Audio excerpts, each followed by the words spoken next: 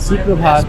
अभी मैं गंगोत्री में हूँ और इस एपिसोड में मैं आपको ले जाने वाला हूँ एक बहुत ही खूबसूरत ट्रैक पे जो है गौमुख तपोवन ट्रैक और वासुकी ताल।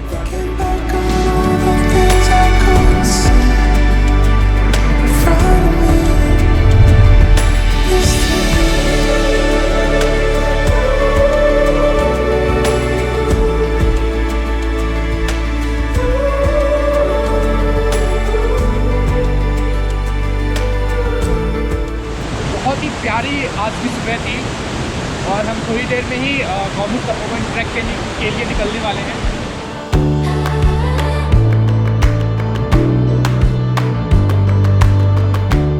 बहुत ही अच्छा सफ़र रहा हमारा देहरादून से गंगोत्री का। बहुत ही प्यारे नज़ारे दिखाए। हम बहुत ही लकी थे कि हमें परमिट्स एंड ऑल एवरीथिंग हमें मिल गया। हम लोग बहुत ही प्रिपेयर्ड होकर आए हैं। इस ट्रैक पे जाने के लिए जो हमने परमिट बनाया था, इसके लिए हमने किसी एक लोकल गाइड को कांटेक्ट किया था जिन्होंने हमारा सारा परमिट एंड एवरीथिंग बनाया।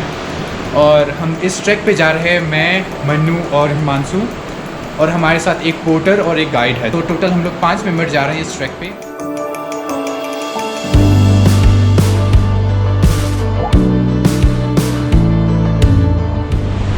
सो गाइस, अभी हमने अपना सामान पैक करके हम लोग अब ट्रैक की ओर निकल रहे हैं।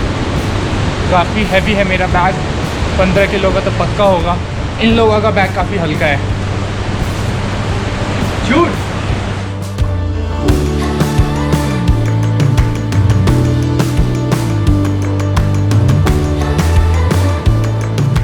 गंगोत्री से अराउंड 20 मीटर चलने के बाद हम लोग पहुँच गए हैं गंगोत्री नेशनल पार्क के मेन एंट्रेंस पे। गाइस, ये है गंगोत्री नेशनल पार्क का ऑफिस कह सकते हो इसे, जहाँ पे हमारा परमिट्स वगैरह चेक होता है। यहीं से आपको परमिट मिलता है। इस वाले पॉइंट से हमारा ट्रैक, गंगोत्री का ट्रैक स्टार्ट होता है।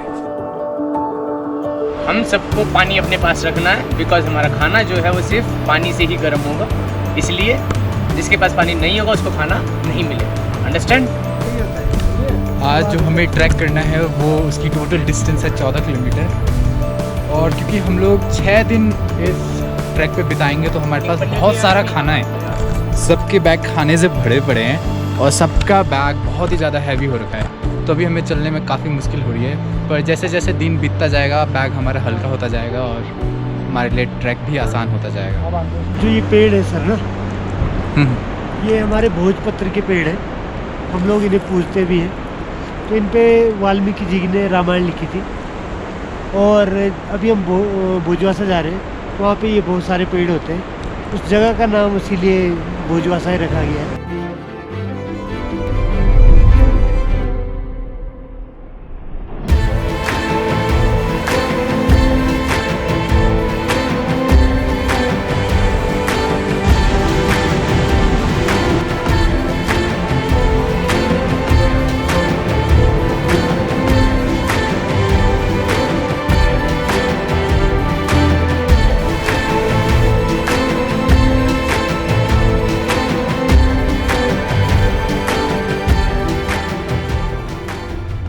नौ किलोमीटर का थका देने वाला ट्रैक करने के बाद फाइनली हम लोग यहाँ पे स्टॉप किए हैं अपना लंच बनाने के लिए।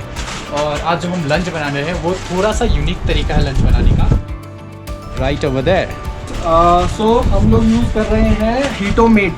सो बेसिकली एक इक्विपमेंट या डिवाइस कह लो आप।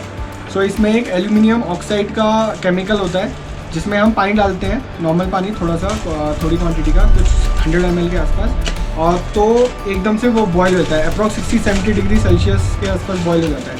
और उसमें हम फिर रेडी टू ईट फूड डाल सकते हो, वो ईजिली बॉयल हो जाता है। हमारी 5 जन की ये फूड ऑलमोस्ट तैयार है। अरे वाह, बहुत ही अच्छा लग रहा है, एकदम बासमती राइस लग रही है एकदम। बहुत ही अच्छा, मज़ा आ गया खा के। इसमें राजमा में पहले से ही नमक मसाला सब कुछ डाला हुआ था, बस इसको गर्म करने की ज़रूरत थी। और ये जो बहुत ही टेस्टी बना।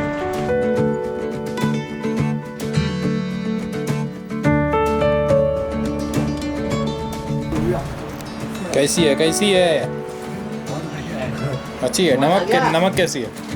कुछ बढ़िया है।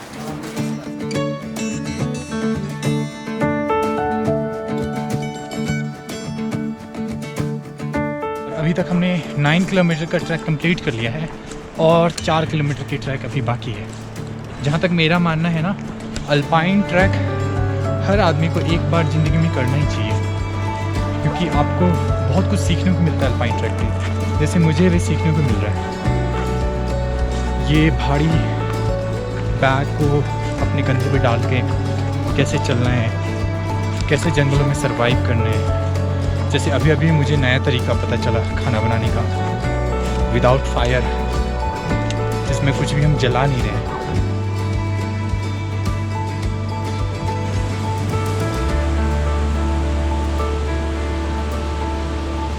अभी चलते चलते हम लोग पहुंच गए हैं चीरवासा।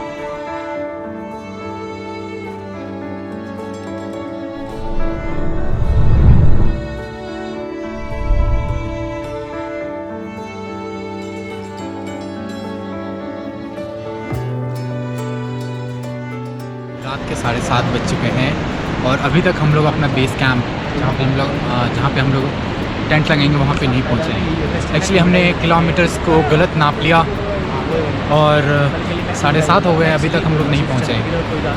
हम लोग ऑलमोस्ट पहुँचने वाले हैं, बस थोड़ा सा और जाना है, लेकिन कितने किलोमीटर ये नहीं पता। और हमारे एक बंधु की तबीयत थोड़ी ख़राब हो रही है, जिसके कारण से हमारी स्पीड थोड़ी कम हो गई है, लेकिन हमारा इंतुजियाज़म कम नहीं हुआ है। आज की रात बहुत सारे स्टार्स दिख रहे हैं, थोड़े बहुत क्लाउड्स भी हैं। आज एस्ट्रोफोटोग्राफी हम ट्राई करेंगे।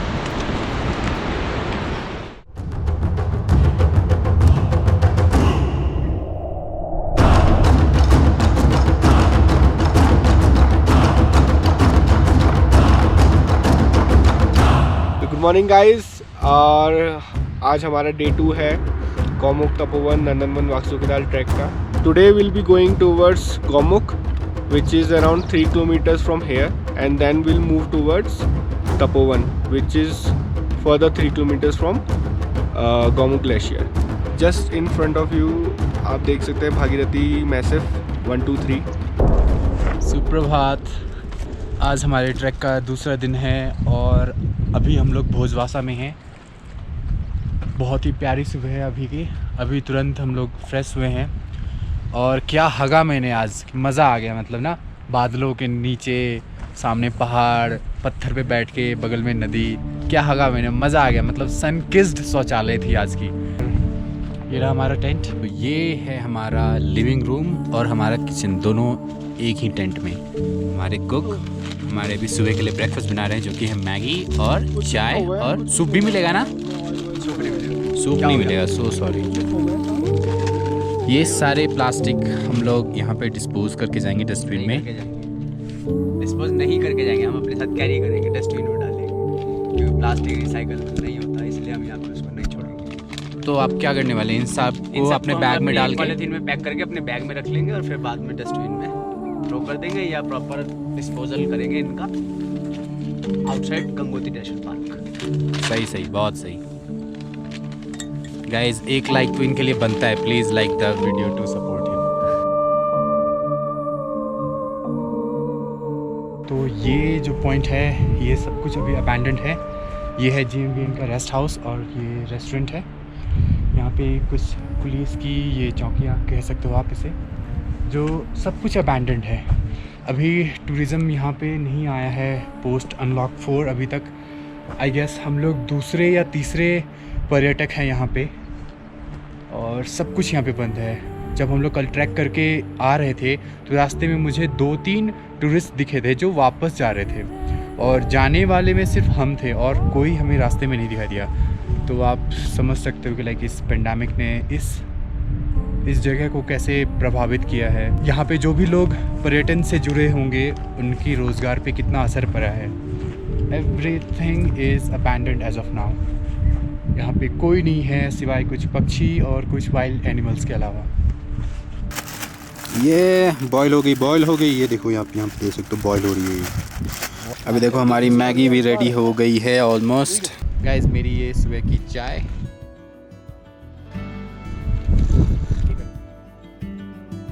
Not that bad. तो गाइस अभी हम लोग निकल रहे हैं और निकलने के लिए हमें इस नदी को क्रॉस करना है। और नदी को क्रॉस करने के लिए यहाँ पे कोई ऐसा ब्रिज या ऐसा कुछ भी नहीं है पत्थरों का बना हुआ, और हम क्रॉस करेंगे ऐसे इस ट्रॉली से। तो सबसे पहले इस ट्रॉली को खींच के इधर लाना पड़ेगा, कोई फिर इसमें बैठेगा, फिर ये ट्रॉली उधर जाएगा, फिर उधर हमारा एक बंदा बैठा हुआ है वहाँ पे, वो उस बंदे को खींचेगा, फिर हम इधर लाएंगे।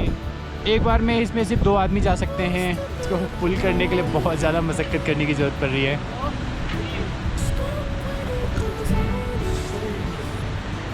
आप सोच सकते हैं जहाँ पे ब्रिज नहीं होते हैं वहाँ पे उत्तराखंड के जो निवासी हैं वो इसी प्रकार की सुविधा यूज़ करते हैं, इसी टाइप का ये पुल यूज़ करते हैं रिवर को क्रॉस करने के लिए।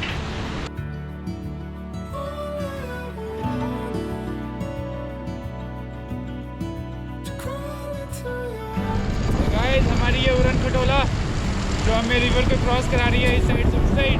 तो ये ट्रॉली फ़िलहाल 2-3 सालों से लगी हुई है क्योंकि हमारा रास्ता पूरा टूट चुका है आगे, जो कि हमारा नॉर्मल रास्ता था। तो ये ट्रॉली हम इमरजेंसी में लगाते हैं, जहाँ पे जैसे हमारा ट्रैक चल रहे हो या इमरजेंसी बहुत सारे बॉर्डर लाइन एरिया होते हैं, तो वहाँ पे हम पार करने के लिए ऐसी चीज़ें यूज करते हैं।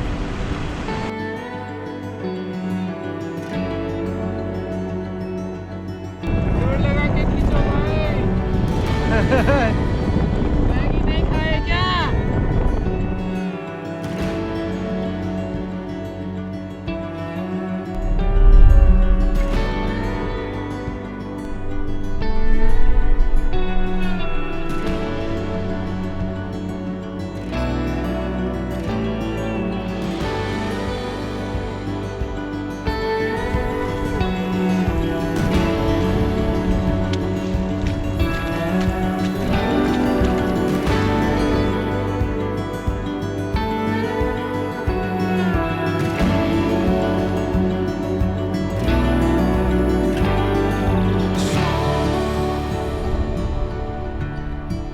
Secrets you've been guarding,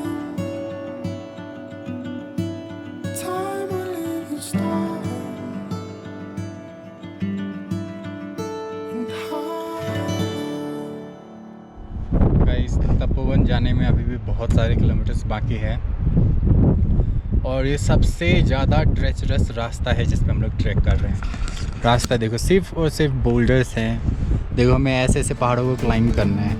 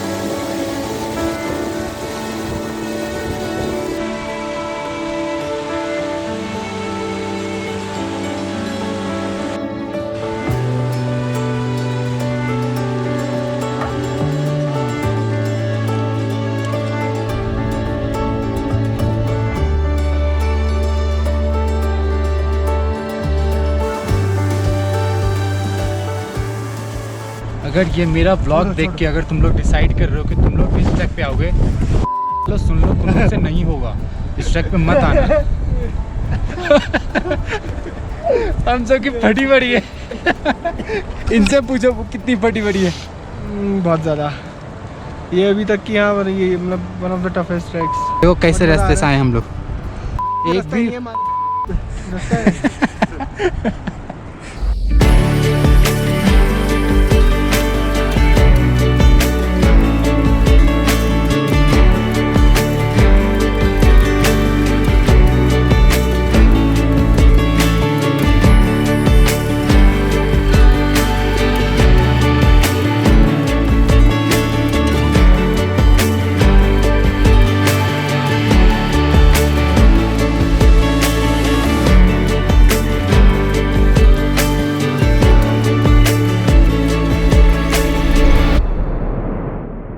guys इतनी जद्दोजहद करने के बाद हम लोग फाइनली तपोवन के बेस कैंप पे पहुंच गए हैं और मेरे पीछे है mount Shivling.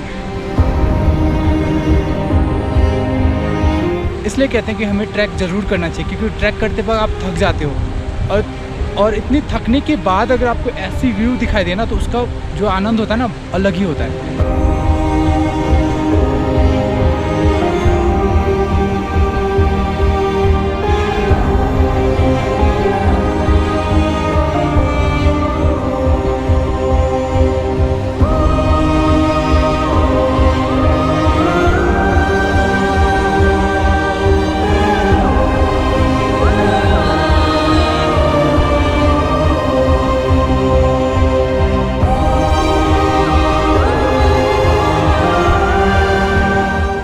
Guys, look what I witnessed.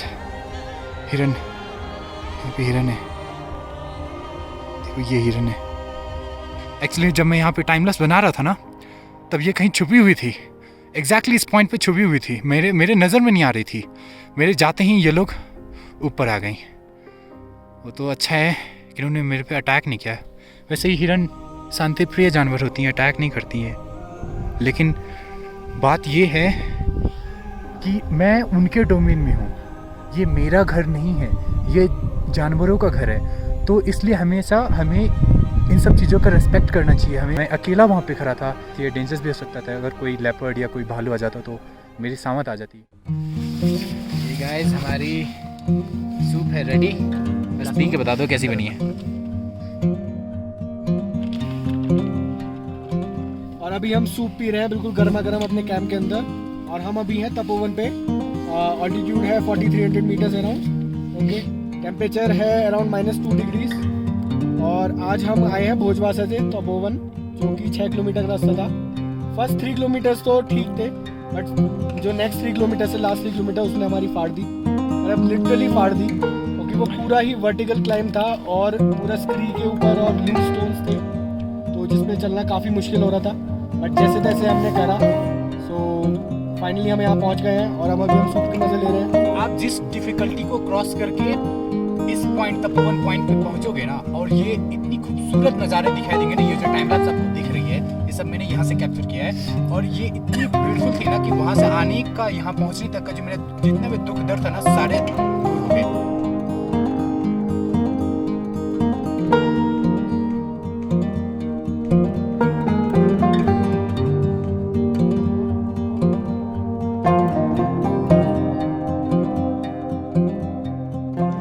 Hey guys, आपका बहुत बहुत शुक्रिया मेरे इस ब्लॉग को अंत तक देखने के लिए। किसी भी सिनेमैटिक वीडियो की one of the key feature ये होता है कि उसका जो बैकग्राउंड म्यूजिक होता है वो काफ़ी अच्छा होता है। और इस गौमुख तपोवन ट्रैवलॉग सीरीज़ में मैंने सारे म्यूज़िक artlist.io से यूज़ किए हुए हैं। artlist.io एक म्यूज़िक लाइसेंसिंग प्लेटफॉर्म है जहाँ से आप बहुत ही हाई क्वालिटी और बहुत ही वैरायटी ऑफ म्यूज़िक को लाइसेंस कर सकते हैं। किसी भी सॉन्ग को अगर आप एक बार डाउनलोड करते हैं तो आप उसे लाइफ टाइम यूज़ कर सकते हैं। डिस्क्रिप्शन में जो लिंक दिया हुआ है, अगर आप उसे साइन अप करते हैं artlist.io पे, तो आपको 2 महीने का सब्सक्रिप्शन फ्री मिलेगा। ओके गाइज, तो मैं आपको फिर से मिलता हूँ गौमुख तपोवन ट्रैक एपिसोड 2 में। Till then, take care and bye bye.